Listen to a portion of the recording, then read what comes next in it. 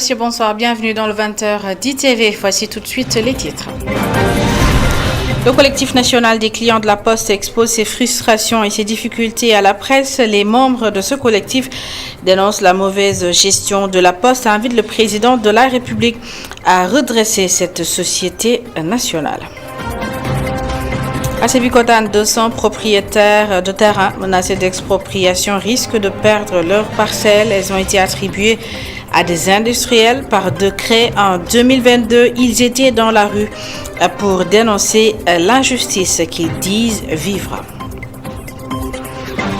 Et puis ce 23 avril est célébrée la Journée mondiale du livre et du droit d'auteur. Cette année, c'est le Centre médico-éducatif des enfants déficients intellectuels qui a accueilli les festivités. La cérémonie officielle a eu lieu ce matin en présence de la ministre de la Jeunesse, des Sports et de la Culture. Les responsables du centre Aminata Mbaye de Grand Yoff sollicitent l'appui des autorités.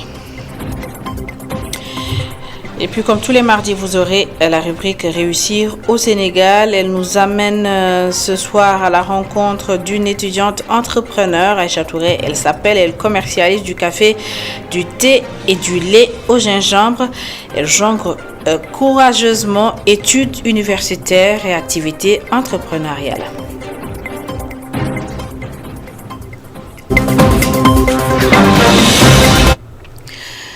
Bienvenue à toutes et à tous. Le collectif national des clients de la Poste expose ses frustrations et ses difficultés à la presse. Les membres de ce collectif dénoncent la mauvaise gestion de cette société nationale et se disent victimes d'intimidation. Ils invitent le président de la République, Bassirou Diomaye Faye, à redresser cette société nationale. Fatimata Bintouba a assisté à leur point de presse. Depuis 3 ans, le collectif national des clients de la Poste court derrière leur épargne. Les membres interpellent le président de la République sur la situation. Selon leur porte-parole, Alassane Ndour, les clients de la Poste sont en train de subir les conséquences de la crise financière que traverse l'institution. Depuis au lendemain des élections de 2019 jusqu'à nos jours, on ne parvient pas à récupérer l'argent qu'on avait eu à épargner. Et si on avait eu confiance pour épargner ici, au niveau de la Poste, c'est parce que c'est étatique et garanti par l'État. Et malheureusement, le gouvernement sortant nous a laissé en rade parce qu'il n'avait aucune volonté de résoudre le problème des épargnants. Cause pour laquelle nous sommes encore venus là pour interpeller le nouveau gouvernement par rapport à sa politique, pour vouloir gouverner ce pays, dont la philosophie c'est Djoub, Djoubel et Djoubanti. Ici, la Poste mérite d'être Djoubanti, très sincèrement. Malgré les actions menées pour la normalisation de la situation et le retour des fonds, le collectif des épargnants de la Poste n'a toujours pas obtenu gain de cause. Alassane Ndour déplore les tentatives d'intimidation à leur égard. Il menace de passer à l'action si rien n'est fait. Le coordinateur a été arrêté parce que c'est pour dissuader ce point de presse. Je dis bien, ça fait plus de 3 ans que nous courons derrière notre argent. C'est une fois que nous avons été reçus par le directeur. Et pourquoi il nous avait reçus? C'était pour vouloir nous dissuader à surseoir bien entendu notre conférence de presse. Le collectif national des clients de la Poste espère des lendemains meilleurs avec le slogan Djoub Djoubel Djoubanti annoncé par le président de la République Bassirou Diomaye Diakhar Faye. Pour l'heure, il compte poursuivre les revendications. Allons à présent à Sébikotane où 200 propriétaires de terrain menacés d'expropriation risquent de perdre leurs parcelles. Elles ont été attribuées à des industriels par décret en 2022 et pour dénoncer ce qu'ils qualifient d'injustice, les propriétaires ont organisé une manifestation sur le site de la cité à Naza. Plus de détails avec notre correspondant à Rufisque, Babacar Seck.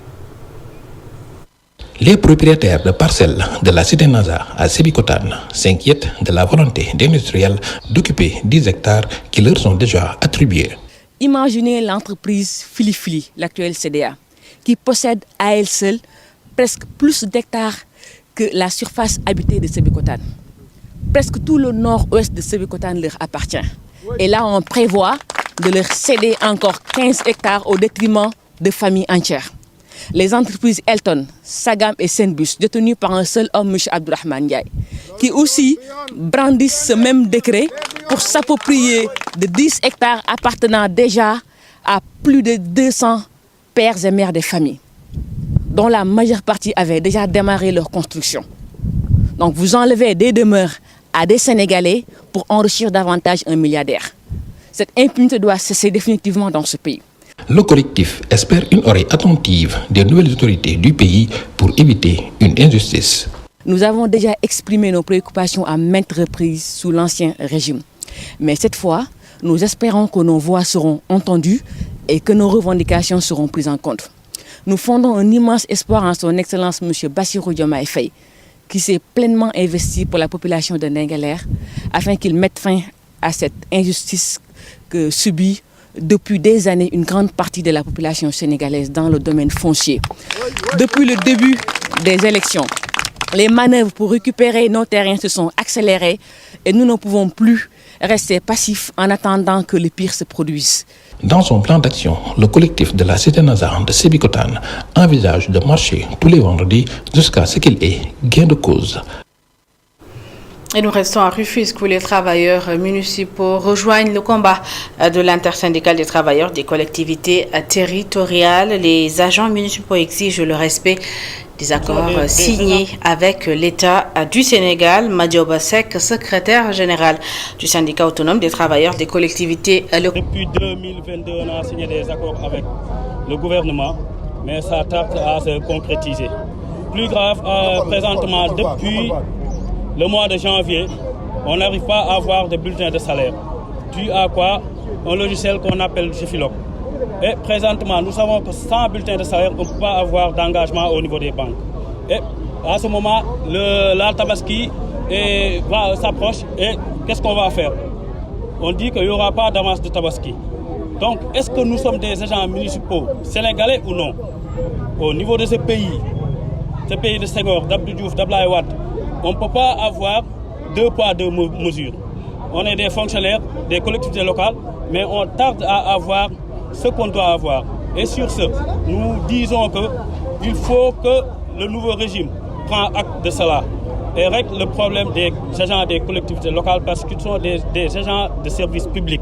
Ce qui est notre droit, on va l'avoir par A ou par B. Et on donne ultimatum au nouveau régime dans 15 jours. Sinon, on va intensifier la lutte. Mais pour terminer, je vais encore interpeller les chefs de service et les employeurs. Parce qu'on est en grève depuis.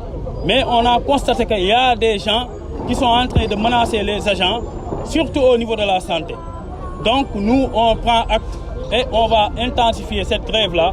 Je vous lisais dans les titres, ce 23 avril est célébrée la journée mondiale du livre et du droit d'auteur. Et pour cette édition, c'est le Centre médico-éducatif des enfants déficients intellectuels qui a accueilli les festivités. La cérémonie officielle a eu lieu ce matin en présence de la ministre de la Jeunesse, des Sports et de la Culture. L'occasion a été saisie par les responsables du centre Aminata Mbaye de Grand Yoff pour solliciter un appui des autorités Maria Madialo et Barassar. Une journée marquée par des chants et ateliers des élèves. La ministre de la Jeunesse, des Sports et de la Culture a accordé sa première sortie au Centre médico-éducatif des déficients intellectuels. Elle leur a promis une subvention d'1 million de francs CFA. Laissez-moi vous dire ô combien je suis satisfaite d'avoir réservé ma première sortie à la culture. Et je prends ici et maintenant l'engagement d'accorder une subvention de 1 million de francs CFA à ce centre-là, dès que je recevrai mon premier salaire en tant que ministre. Et je fais aussi engager le ministre secrétaire d'État en charge de la culture d'accorder une subvention minimum de 1 million de francs dès qu'il recevra lui aussi à son tour son salaire de ministre. Des livres ont été offerts pour renforcer la thérapie proposée à ces enfants.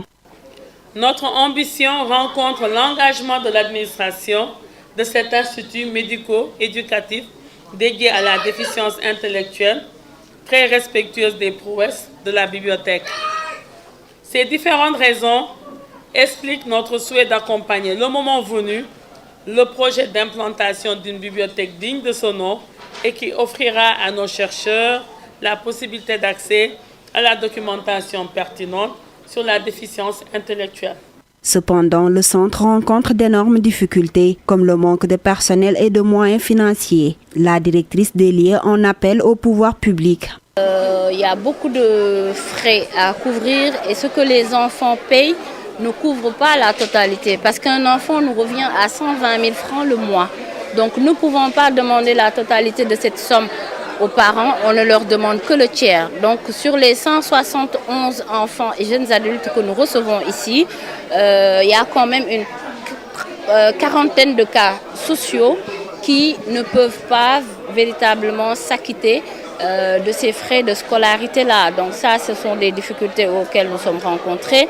Nous attendons également des pouvoirs publics qu'ils nous renforcent sur le plan pédagogique. L'Institut médico-éducatif Aminata Mbaye accueille actuellement 171 enfants déficients intellectuels. La directrice est pour la création d'autres centres du genre dans toutes les régions du pays. Et puis cette journée du livre a également été l'occasion pour la ministre de la Jeunesse, des Sports et de la Culture d'inciter les jeunes à la lecture pour se cultiver, car pour Khadidienne Gueye, le livre doit être beaucoup présent dans le quotidien des Sénégalais pour créer un environnement lettré. Je vous propose de l'écouter. C'est avec un brin d'émotion que je préside la cérémonie officielle de la Journée mondiale du livre et du droit d'auteur en ma qualité de ministre chargé de la culture, donc en charge du livre et de la lecture. Mesdames et messieurs, la Journée mondiale du livre et du droit d'auteur est donc une occasion de promouvoir encore cet outil indispensable et indépassable qu'est le livre et de mettre en exergue les actions visant à protéger la propriété intellectuelle. Le livre doit être plus présent dans notre vie quotidienne. Notre pays a besoin de livres de qualité pour créer un environnement lettré, apte à consolider et élargir les efforts importants faits dans le secteur de l'éducation, de la formation et de l'information. C'est la raison pour laquelle nous devons toujours améliorer la situation du livre et de la lecture en incitant toutes les catégories de la population, particulièrement les enfants et les jeunes, à découvrir cet outil multidimensionnel d'accès aux connaissances. Je voudrais donc, en invitant les populations et surtout les jeunes à s'approprier le programme de cette journée sur l'ensemble du territoire national, déclarer officiellement lancées les activités de la Journée mondiale du livre et du droit d'auteur au Sénégal. Enseignement supérieur, le respect du calendrier universitaire permet à l'État du Sénégal d'économiser 25 milliards de francs CFA par an. C'est ce qu'a fait savoir le ministre de l'Enseignement supérieur, de la Recherche et de l'Innovation, Dr Abdourahmane Diouf, a effectué une visite à l'université Cheikh Anta Diop de Dakar hier lundi dans l'après-midi. Et c'était pour s'imprégner de la situation des étudiants et recueillir les doléances des syndicats dans l'objectif de trouver des solutions. Lala Babi et Chertidiane Diouf. Le ministre de l'Enseignement supérieur, de la Recherche et de l'Innovation a visité les locaux de l'université Cheikh Anta Diop de Dakar. Dr Abdourahmane Diouf se dit conscient des difficultés que rencontrent les étudiants et le personnel. Alors, quand nous sommes venus aujourd'hui, nous avons voulu être exhaustifs. Nous avons fait le campus académique, le rectorat, et nous avons fait le campus social. Donc, nous avons pu discuter avec les enseignants-chercheurs, nous avons pu discuter avec le personnel administratif et technique du rectorat, nous avons pu discuter avec le SAES et le SUDES, qui représentent les enseignants du chercheur du supérieur au niveau syndical. Ils ont donné aussi l'état des lieux de leurs différents problèmes, mais toujours assortis des propositions de solutions. Le ministre a surtout insisté sur la question de la stabilité de l'année académique. Parmi les questions importantes, la question de la stabilisation de l'année scolaire est une question urgente et c'est une question d'intérêt national. Tout le monde sait que depuis une dizaine d'années, les années académiques se superposent. Et cette superposition d'années académiques connaît des conséquences sociales, financières et économiques désastreuses. Le ministre de l'Enseignement supérieur, de la Recherche et de l'Innovation est attentif aux doléances des étudiants et personnels de l'UCAD pour un bon déroulement du calendrier scolaire. Et puis la bibliothèque de l'université Cheikh Anta Diop de Dakar accueille depuis hier la semaine des presses universitaires. Durant 6 jours, les publications des enseignants-chercheurs seront exposées à la vente. Les différents ouvrages regroupent des recherches de ces enseignants et à cette occasion, une table ronde a été initiée. Plusieurs étudiants et des intellectuels y ont pris part.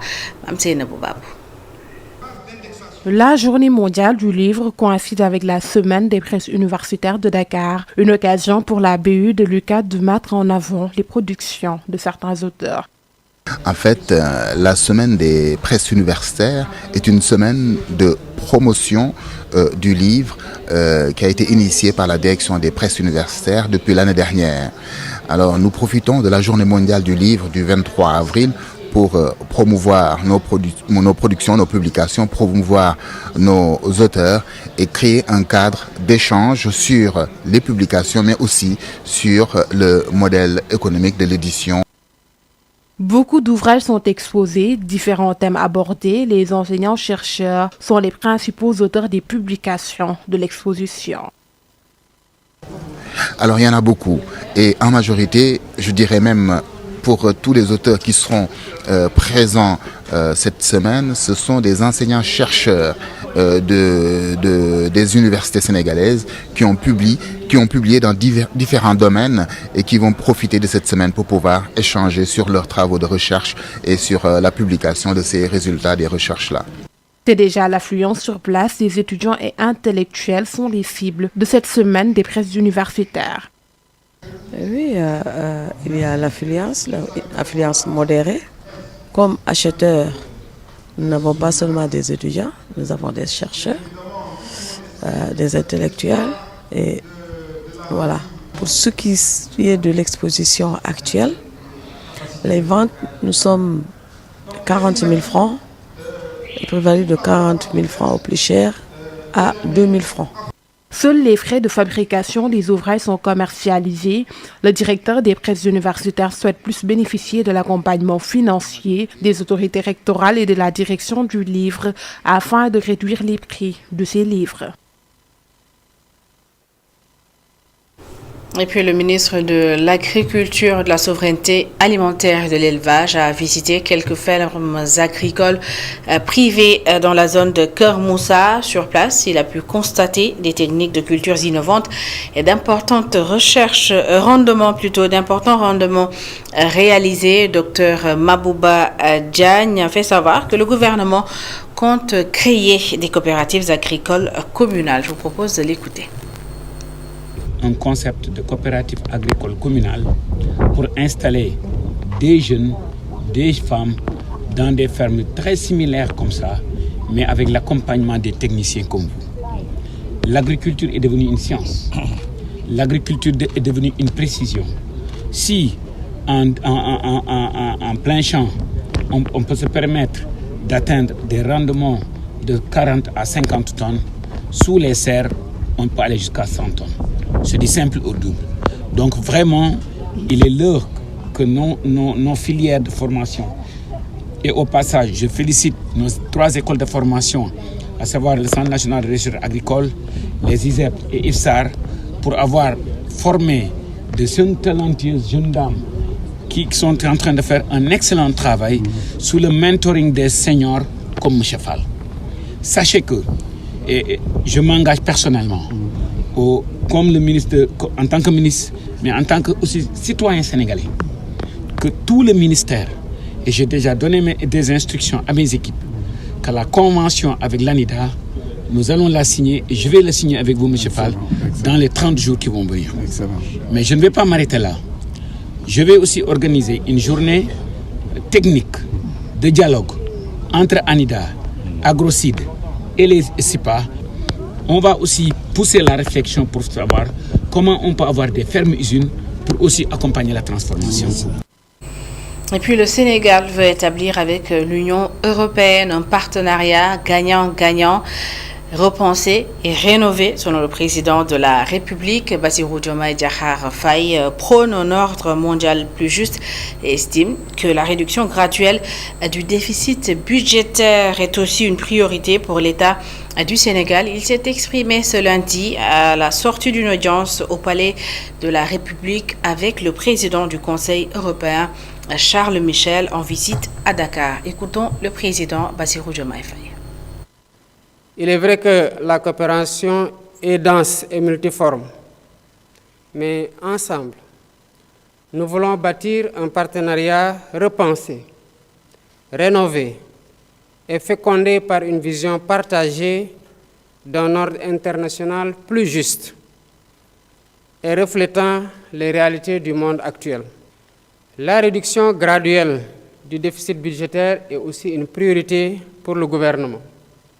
Comme vous le savez, elle passera par l'amélioration de la qualité des dépenses publiques, une fiscalité plus efficace pour une meilleure mobilisation des ressources intérieures, un mécanisme de paiement de l'impôt là où se crée la richesse et une lutte contre les flux financiers illicites.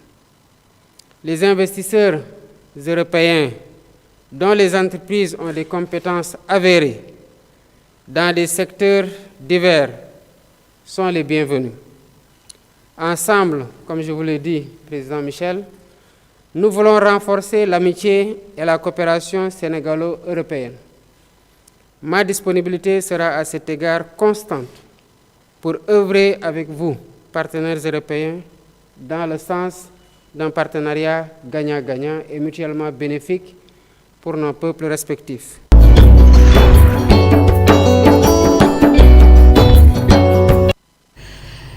Cette semaine, l'équipe de Réussir au Sénégal est allée à la rencontre d'une étudiante entrepreneur. Elle s'appelle Aïcha et elle commercialise du thé, du café et du lait au gingembre. Aïcha Touré jongle courageusement études universitaires et activités commerciales. Aïssa Toukana. À Niaritali, le long de la route principale, une simple table se transforme en un point de vente. Aïcha Touré propose du café, du thé et du lait au gingembre. Parmi les clients assidus, le lait au gingembre fait sensation. Sa silhouette longiligne dissimule une casquette d'étudiante. Nichée dans un immeuble accueillant des étudiants de Ziguinchor, Aïssatou a trouvé son havre. Quand elle n'est pas en cours à l'université, sa routine se résume à revêtir son tablier, récupérer ses ustensiles soigneusement rangés sous l'escalier et remplir ses bouteilles d'eau avant d'aller préparer le lait. Étudiante en première année à l'université Cheikh Anta Diop, Aïssatou a dû jongler entre ses études et son activité entrepreneuriale. Depuis que j'ai obtenu mon baccalauréat, venir ici, c'était un peu compliqué, donc j'ai commencé par faire la petite bonne et que ça n'a pas marché. On me payait 35 000 par mois. Donc, du coup, je me suis dit que pourquoi pas me liguer le bopp. Parce que là, vous savez, dans les petites bonnes là, on ne fait que vous exploiter des fois. Donc, c'est à partir de ce moment-là que j'ai décidé de ne plus travailler pour personne. Maintenant, je vais travailler pour moi-même. Originaire de Ndofane, elle a débuté la vente de café avec seulement 1000 francs. Je vends du thé, du lait et du café aussi. Mais j'ai commencé par le lait. Je suis plus connue par le lait, quoi. D'ailleurs, on m'appelle souvent Aïcha Meoudinière. Je l'ai commencé à l'université. Je l'ai fait aussi à Médina. Aujourd'hui, je suis ici, à Grand Dakar. Mais cette entreprise a été loin d'être facile. Au début, je fonctionnais presque 24 heures sur 24 ans. Je me réveillais tôt le matin pour aller à l'université pendant la période des études. Je me réveillais tôt, je pars à l'université. Et à la descente, je rentre chez moi. Et dès que j'arrive à la maison, il n'y avait pas de repos. Donc au moment où les autres étudiants avec qui j'étais à l'université sont en train de se reposer, moi je repose avec mes thermos. Je reprends mes thermos, je monte au boulot. Et puis quand je revenais du boulot aussi, j'étais épuisée, très fatiguée, de telle sorte que je n'avais même pas du temps pour revoir mes cours. J'avais des problèmes de concentration. Au quotidien, elle croise une multitude de personnes, mais sa persévérance et sa détermination la maintiennent concentrée sur son travail. Jigéen buy liggéey dafay gis 3 types de personnes et chaque personne arrive pour une raison. Am na ki nga xamante ni chaque jour day ñëw juste kooku boo ko gisee leneen lu dul yàlla ak yonent bi doo ko gis ci moom parce que kooku day ñëw te doon tey conseil. Am na koo xamante ni genre s'il vient, il va chercher à te divertir, à te faire rire, à te faire oublier tes soucis. Maintenant, il y a des gens qui viennent juste avec des propositions. Parce que tu es une femme, tu es belle. Imaginez-vous, quelqu'un qui est parti avec 1000 francs n'ose même pas te dire que les matériels avec lesquels il faisait son travail, il les a achetés. Non. On lui avait prêté ces matériels-là. Maintenant, regardez aujourd'hui, tous les matériels-là, tout ce que vous voyez ici m'appartient. Aujourd'hui, grâce à ses efforts, Aïssatou parvient à couvrir ses besoins financiers. Être étudiant sans soutien aussi, j'étais ici seule à devoir prendre mon destin en main. Légui man may fay sam bop et j'arrive à tout faire. Tay jii nii aw ma salaire, tooguma ci bureau, mais ñaanuma kenn, ñeewuma kenn aussi, saraxuma kenn. J'arrive à me prendre en charge de ce que je gagne ici. Cependant, son combat ne s'arrête pas là. Aïssatou lutte pour financer ses études supérieures dans une école privée et encourage les jeunes au travail. Oui, je suis juriste, vous savez. Oui, j'aimerais bien avoir une formation aux jeunes. Je les invite dans le combat. Je les invite dans le combat pour qu'ils se battent eux aussi. Parce que si j'arrive à le faire aussi, ce n'est pas parce que je suis plus intelligente que les autres. Ce n'est pas parce que je suis plus forte aussi que les autres. C'est parce que je me suis dit que je me suis levée et je me suis dit que je peux le faire. Et avec détermination et dans un travail acharné, maintenant j'ai réussi à le faire. Et vous aussi, vous êtes capables parce que le meilleur est chacun parmi nous. Aujourd'hui, Aïcha Touré incarne la détermination et la résilience, un exemple vivant de la capacité à transformer les défis en opportunités. Un bel exemple que réussir au Sénégal est bien possible.